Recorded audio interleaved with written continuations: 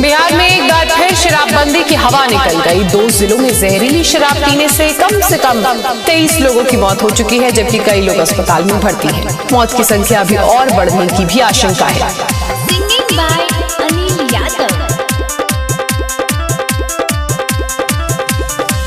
नीतीश जी भेलै बिहार में दारू साफ रे,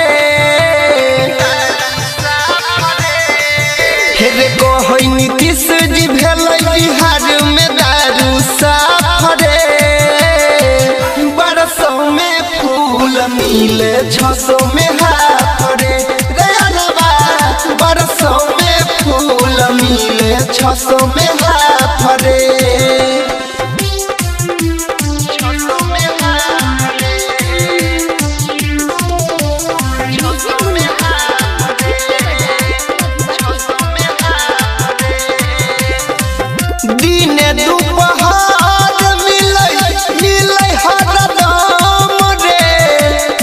वाला बढ़ले जाय छै, होई नहीं छै कम रे। दिन दुपहर मिलै हरदम रे। पिए वाला बढ़ले जाय छै, होई नहीं छै कम रे।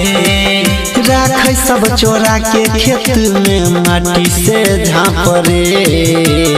कहै नीतीश जी भेलै बिहार में दारू साफ रे।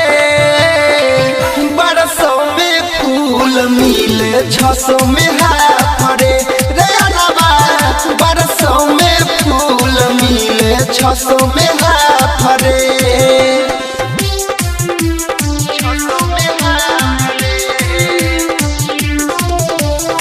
Singing by Anil Yadav. पैसा के खेल सब चले घुसखोरी।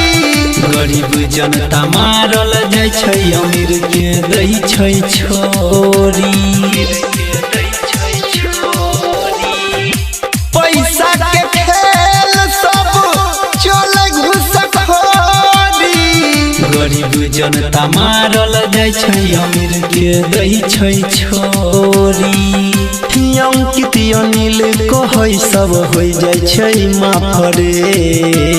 कहै नीतीश जी भेलै बिहार में दारू साफ रे। बरसों में फूल मिले 600 में हाथ रे। बरसों में फूल मिले 600 में